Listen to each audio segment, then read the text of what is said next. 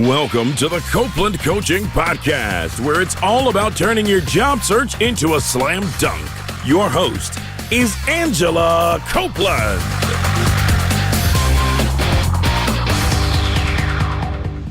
Welcome to the Copeland Coaching Podcast. I'm your host, Angela Copeland.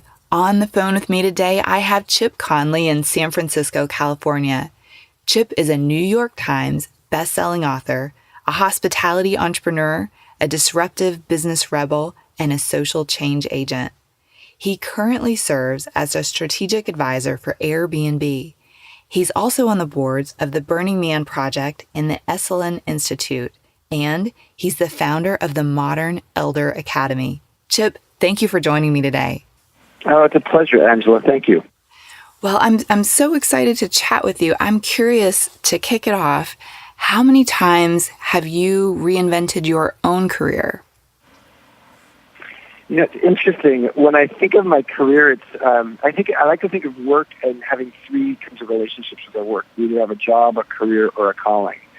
And so I actually think that there have been times in my life where something that felt like a career, once I got into it, I realized it was a calling. And what's the difference between a career and a calling? Well, I think a calling is when you would do the work even if you didn't get paid. Mm-hmm. And it's more, you're intrinsically motivated more than even extrinsically motivated. So it's more internal motivation as opposed to external.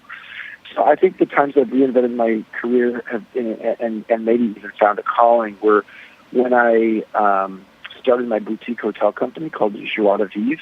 When I was 26, I was a real estate developer in San Francisco, but quit my job to start a hotel company with no hotel background.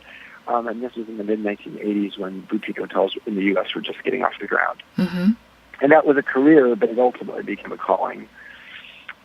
Maybe 15 years later, I started writing books and started giving speeches. And I did it primarily because people said, hey, you've got something to share. I didn't think it would be a career or even a calling. But I've now written 5 books, and I've given a lot of speeches, and I've been lucky enough to be on the big TED stage. And so I found that listening to that voice in my head that said, you know what, I'd like to share somewhat of what I've learned was helpful. And then just recently, well, not that recently, 5.5 years ago, I was asked by the 3 founders of Airbnb, who are all millennials, and I'm a baby boomer, because I had a long career as a hospitality executive and entrepreneur. They asked me when they were a small little startup to join them to become the mentor to Brian Chesky, the co-founder and CEO, as well as to become the head of global hospitality and strategy. And that was probably more of a calling and a career mixture, because being in a tech company was not something I was used to, so that was very much a career move. But the process of mentoring Brian as the CEO of the company was something I really realized I loved, which is why I started to ultimately write my next book. Oh, that's amazing. You know, it's interesting when you kind of describe the process. In a way, it sounds so natural and, you know, to kind of walk into things that are, you know, a good fit for you. When I think back, like in my own family, for example, you know, my parents stayed in the same careers for their entire, in the same job, in the same place for, 30 years or something, and then retired. And I'm curious, sort of based on your experience, like, how do you feel like career reinvention is today compared to maybe like our parents' generation? Like, how has it changed? Well, I think the big change is that, we used to talk about a career ladder. You work up the corporate ladder, so to speak. And then Sheryl Sandberg talked about the jungle gym. And it wasn't a ladder exactly. You were sort of moving laterally up and down and all over. And I think of it more like chutes and ladders. One game when we grew up when I was a kid. Mm-hmm. Yeah, we go up and then we go down and then play. And to me, there's a whole variety of ways to look at it. But I think the number one thing to say is that in the past, there was a sense of loyalty that you gave to your company and your company gave to you.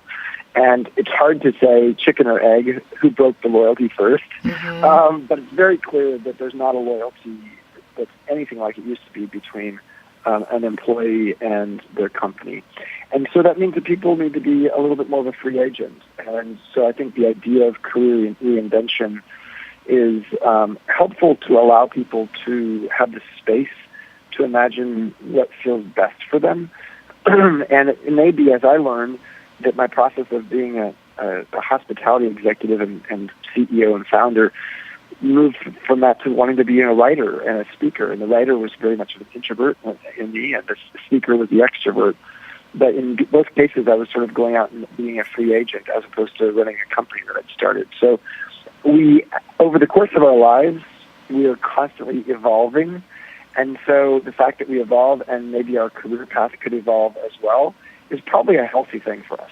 Mm-hmm. I think you're right. And it's interesting you talk about it with the words free agent. I think that's really true. I know in my case, I'm curious what you experienced. In my case, I definitely have, over the years, as I've reinvented my own career, I've certainly received some negative feedback and judgment from folks who were, let's say my grandparents' generation, who just felt like, wow, what are you doing? This is a really bad idea. Did you ever experience that where people were saying, what are you thinking reinventing yourself? This doesn't make sense. Well, I think the word reinvention is not one that I've used very often. So I think reinvention sounds like almost like maybe more dramatic than it sometimes is. And so I think the key is that when people are there's one of two things that's usually happening if someone's actually trying to dissuade you from reinventing. One is either they are trying to protect you because they think you are making a mistake, or they want to make sure that you've really thought this out. Or number two is you're pushing a button in their own life, meaning that they've led a very linear life and they've not reinvented themselves, and they feel a little bit maybe envious and resentful of the fact that you are taking a path that they didn't take. So I think you need to keep that in mind if someone's actually dissuading you.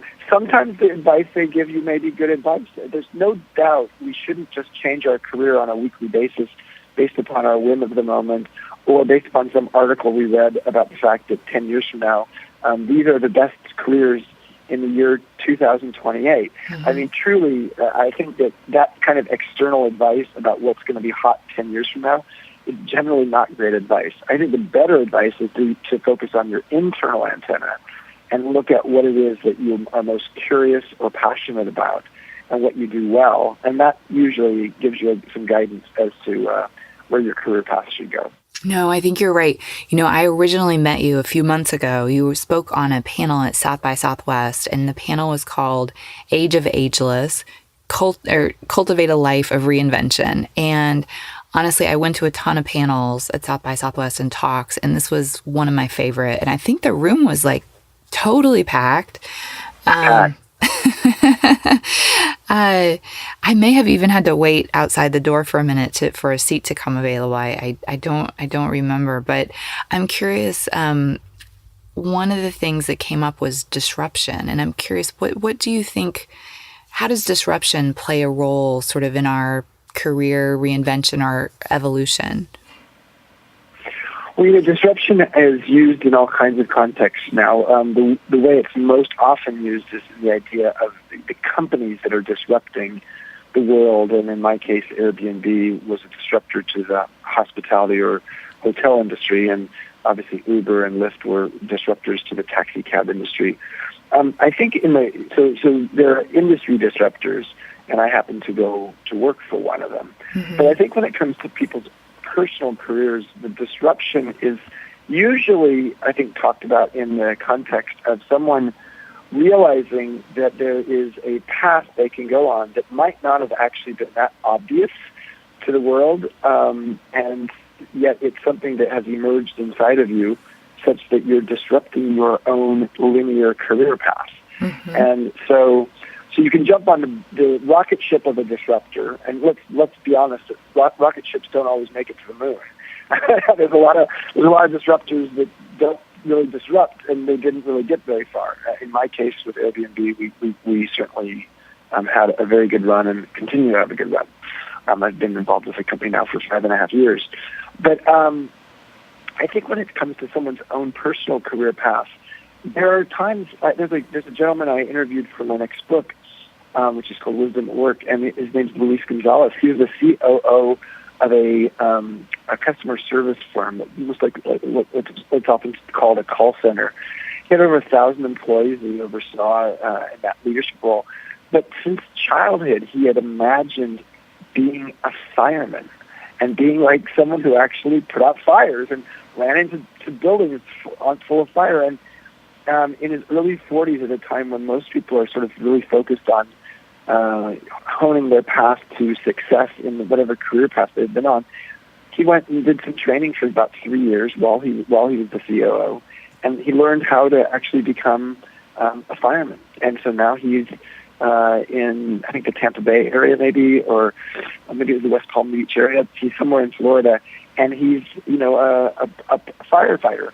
Now, what he's learned is that he had a bunch of mastery that he had experienced as a business leader that he could apply as a fire leader. So he's become a great mentor to lots of people in the firehouse. But that's an example of someone disrupting their career, taking a path that is not expected, but in many ways felt like it was what they're supposed to be doing in their life. So, and he's enjoying it. Do you think, like in his case, did something happen that made him say, I have to listen to this voice? Yeah, it's a great question, Angela. There were two things. One was the negative, and that negative was he was tired of going out to dinner with his family and his kids and getting interrupted with cell phone calls and texts about problems in the company. So he felt like he didn't have much balance in his life. He wasn't able to keep his separation of his work and his home life. And then secondly, he was having dreams, really childhood dreams of what it was like to be a firefighter. And so I love the word calling because in some ways it's suggesting there are messages from the universe out there that you're supposed to pick up the phone and listen to them. And sometimes those messages are in your dreams, sometimes they're just what you're most curious about. Sometimes they're in role models who all of a sudden are people you're admiring and interested in.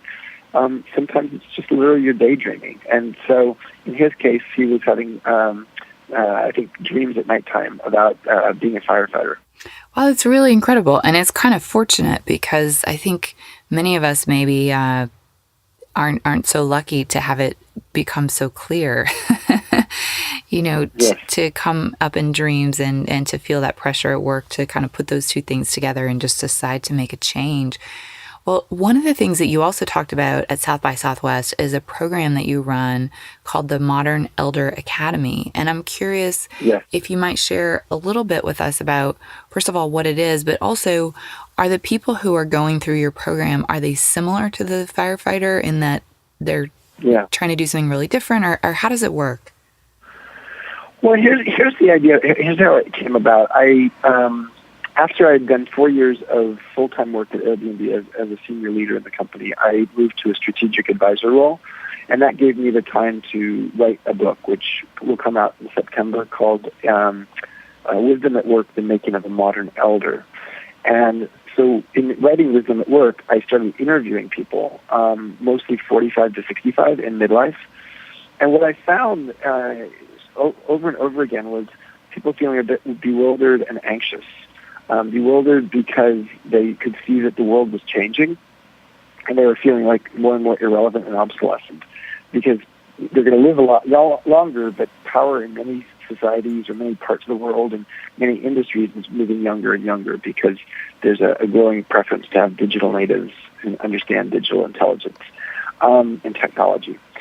But they were feeling anxious because they hadn't saved enough for retirement income, for retirement savings. So long story short is, in the process of writing this book, I started to imagine, well, gosh, historically societies have created rites of passage, rituals, celebrations to help people through transitional times. But people have transitional times all the time during their midlife, and yet we have nothing in society to help them support them. We have support during your teen years with career counselors, or in college with career counselors, and commencement addresses and graduation days, and you have weddings when you're going to get married, and you have baby showers and you have babies, and when you die, you have a funeral. But in between that time, between about 25 and 65 or 75, there's not a lot of rites of passage. So I decided to create this Modern Elder Academy, which is the first midlife wisdom school in the world. Mm-hmm. It's on a beachfront in Baja, California, in Mexico, mm-hmm. On the Pacific Ocean side, about an hour north of Cabo San Lucas. And the people who would come here, we've been in a beta process for 6 months, had over 150 people go through week-long or 2-week-long programs on how to repurpose their learning and apply it in new ways in their career and their life. So it could be somebody who's spent their life as a corporate attorney, but always imagined being a screenwriter. Or it could be somebody who was a president and CEO of their own hospitality company, a woman I know, Ingrid, who decided she got breast cancer. She had to take time off from work, and she realized that she wanted to use her hospitality background but apply it to wellness. So the wellness segment of the hospitality industry.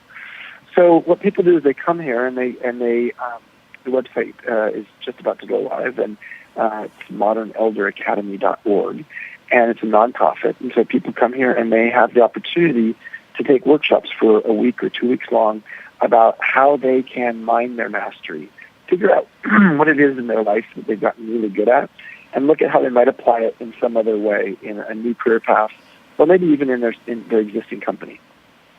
Oh, that's great. And will people just like apply online, or how do they sort of get involved? How can they sign up for the program?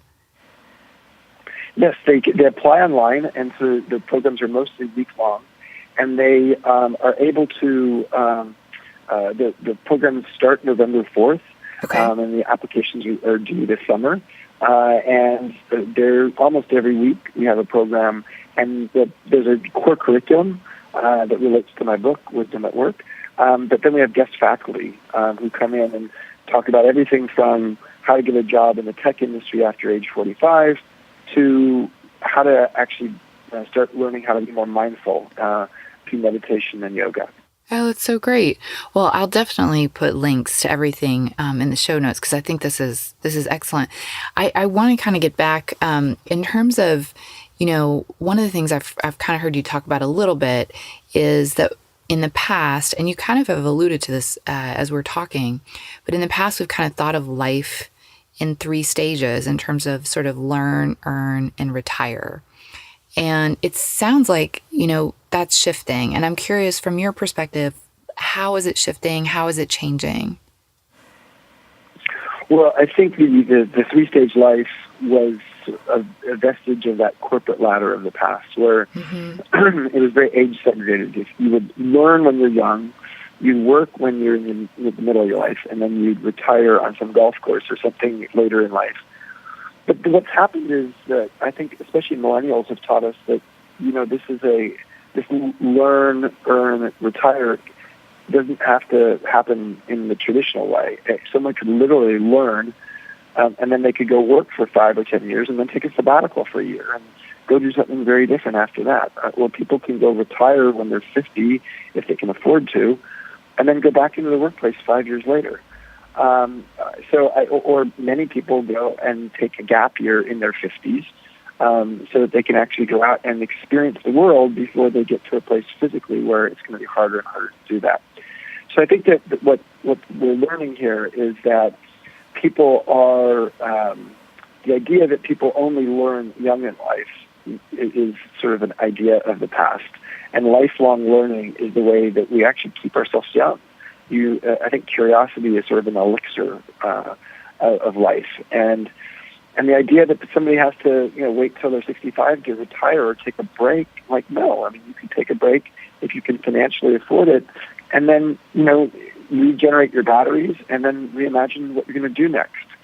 So what that means is that we as a society have to start thinking about how do we give people the opportunity to educate themselves in the middle of their life.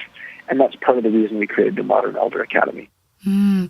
It's really good. I like the idea of taking a break. I think it's really scary for a lot of people, just because it's so different and there's so much risk and it's like what will happen afterwards. I think I think it's great to talk about it as like a really like an acceptable concept and something that would be okay to try. Yeah. But yeah, I'm curious. And I think I know the answer here, but I really have to throw it out. In terms of our age, because, I speak with folks a lot who have concerns that they are getting too old and that, there's just a lot of concerns around aging. And from your perspective, like how much of our age is really a mindset and like how can we shift that, I guess? Yeah.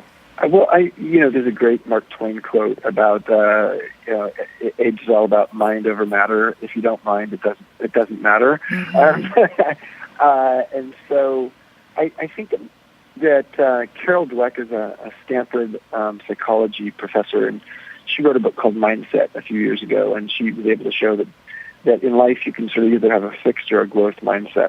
A fixed mindset means you're constantly trying to prove yourself, whereas a growth mindset means you're constantly trying to improve yourself. And I think that's an important way to look at this. As you age, there can be a natural tendency to think that somehow because you're older, you can't make mistakes, or you have to be a know-it-all, or somehow you have to constantly get it right.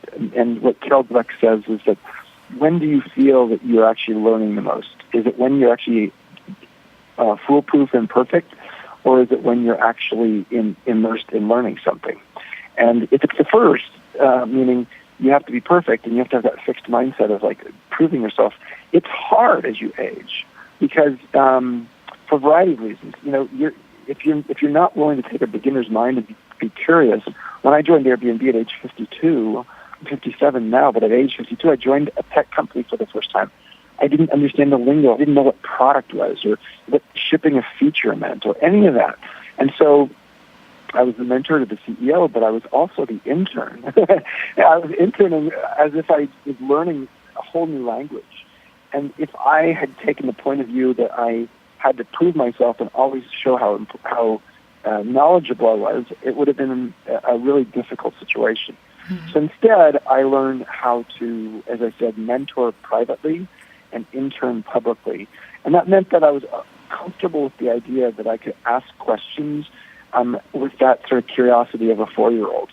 And as it turns out, I asked a lot of good questions that at times helped us to see blind spots because a lot of the younger people in the company, and I was about twice the age of the average employee, were actually trying to show all they knew, but sometimes, which meant they were asking a lot of what and how questions.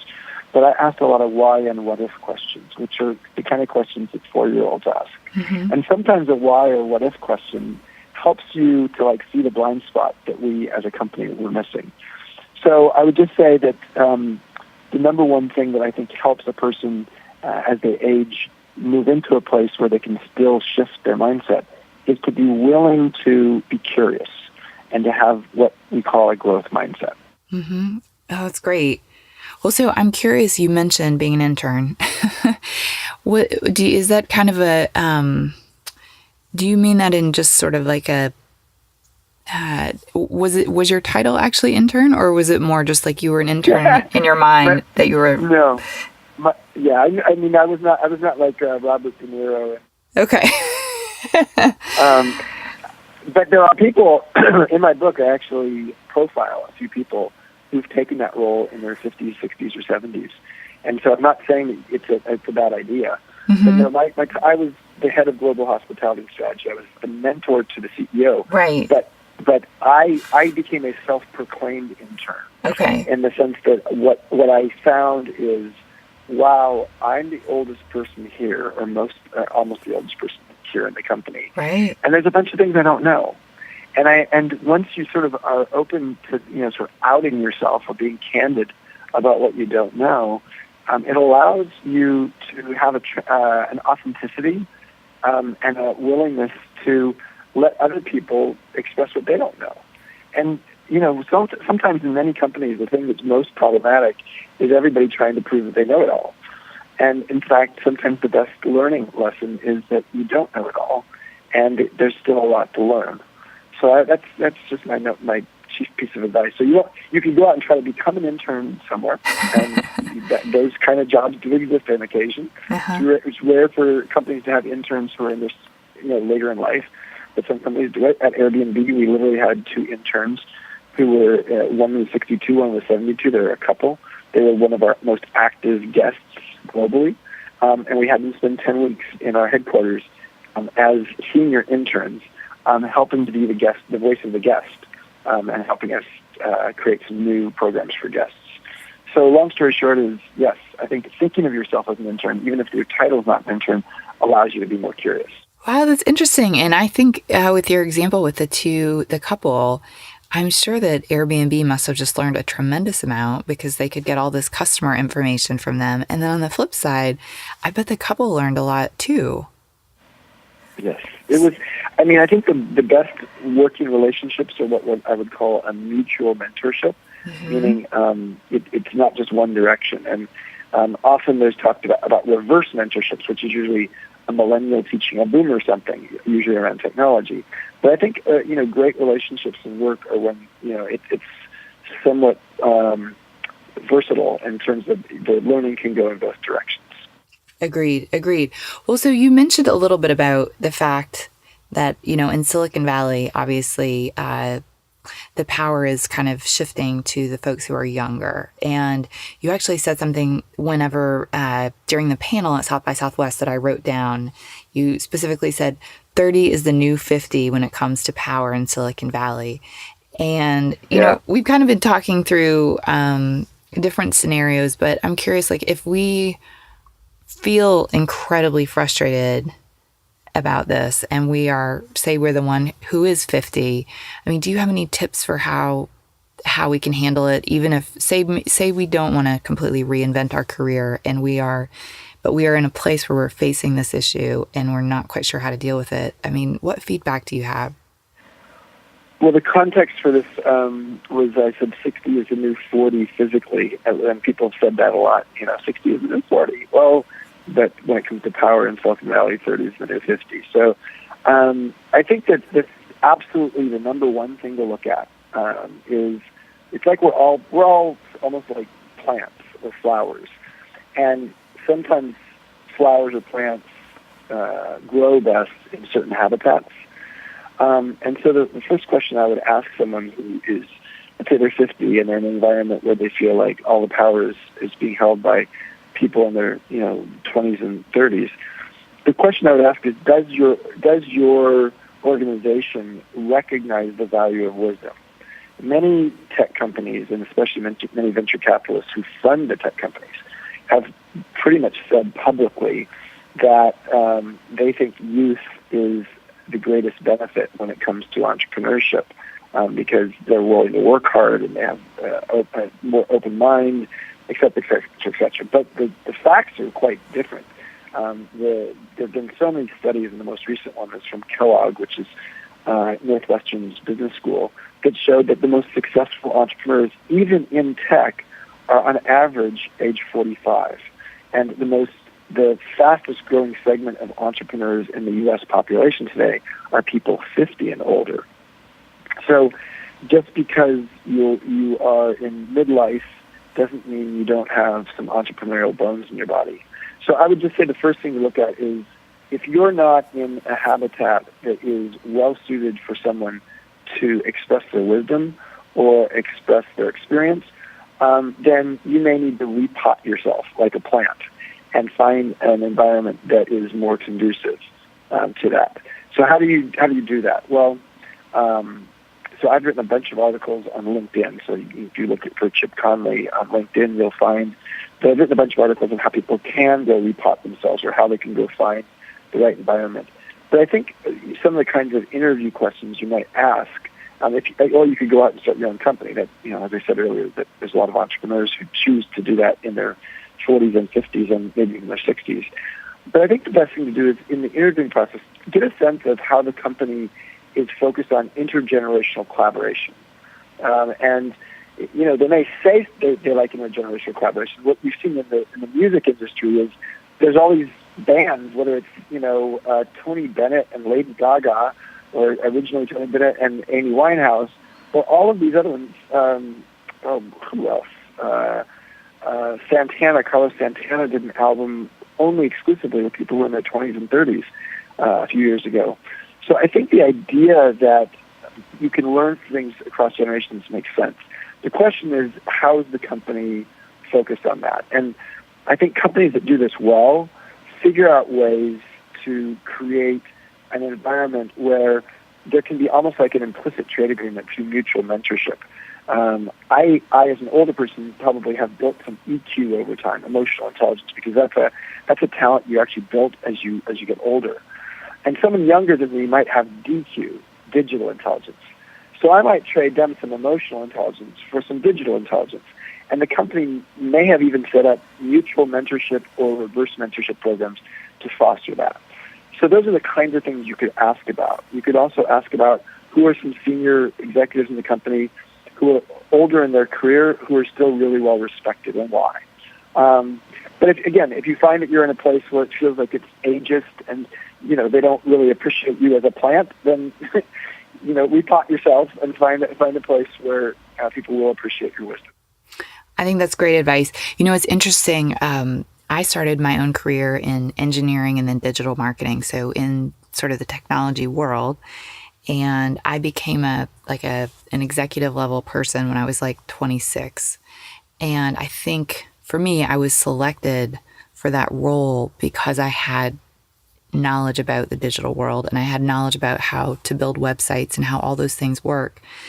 But it was actually really tricky to be put into political situations that I had never seen before or had no preparation for. So like you said, there's sort of like the high sort of digital intelligence, but you're still working on sort of like the emotional intelligence of what it takes to be an executive, at an organization. And I think that really, points something out that maybe people don't often talk about, is that you really do need that mentorship when you're young. And I think you are sort of, I know I was looking for it and was very appreciative of it.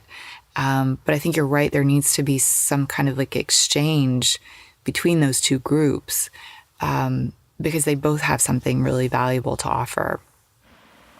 Yeah, and that happened all the time at Airbnb. It was so interesting. There's so many situations, and I ended up setting up the learning and development program at Airbnb, which helped teach classes like if you're running a meeting, how do you walk into a meeting and evaluate the emotions in the room at that moment? Or if you're in a challenge with another person, how do you design an alliance with someone who you have a challenge with? And these are emotional intelligence issues. And so I would see over and over again people coming to me with those kinds of questions. And yet I would also go to them and say, how do you create a Google Doc? I had never, 5.5 years ago, I'd never created a Google Doc. I didn't really know how to do it. Or, tell me about how to get onto Instagram, etc. So I think my process has been really quite interesting in terms of learning that this EQ for DQ trade agreement can work well for both parties. Well, so we've kind of talked about in terms of where to begin if we want to repurpose our careers, that we should look up the Modern Elder Academy. Are there other resources that you might point out that you think are good for people who are trying to reinvent themselves? Sure. There's lots of great books. There's a woman named Marcy, her last name, first name starts with, it's Marci, last name starts with an A. I'm spacing out her last name right now, but she works for Encore.org, which is a great organization based in San Francisco, national organization that helps people to reimagine what they could do later in life for a career. And Marcy writes articles about this. She also used to write for the New York Times on what's it like in midlife and beyond. So there's again Mark Friedman, who's written great books on the subject too. Friedman spelled Freedman. He wrote a book called The Big Shift a few years ago about the process of, realizing that, gosh, if you're going to live longer than your parents or a lot longer than your grandparents maybe, you've got a whole big career ahead of you, even at age 50, because people will probably be working longer. So I think those are some great resources. I think that there's even more and more podcasts on the subject of just like people in their 50s and beyond. There's a great web TEDx talk by a guy named Paul Tasker, and it's about he started the company at age 66. So if you want to get inspired by someone who actually started their company in the mid-60s, that one's a great one. And of course, yes, my book, Wisdom at Work, The Making of a Modern Elder, is all about the subject. And there's a whole collection of books and other resources, articles, things like that I talk about at the end of the book. Excellent. Well, where can we go to get your book and to learn more about your work? Sure. So you can go to chipconley.com, and that's Conley.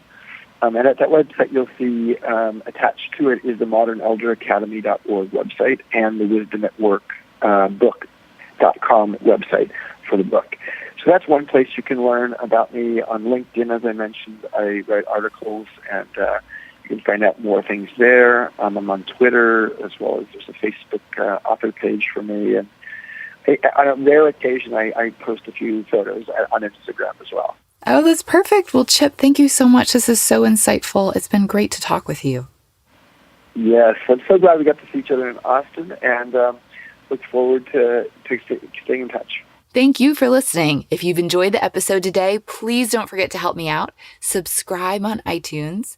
The more subscribers we have, the easier it is for other people to find out about the show.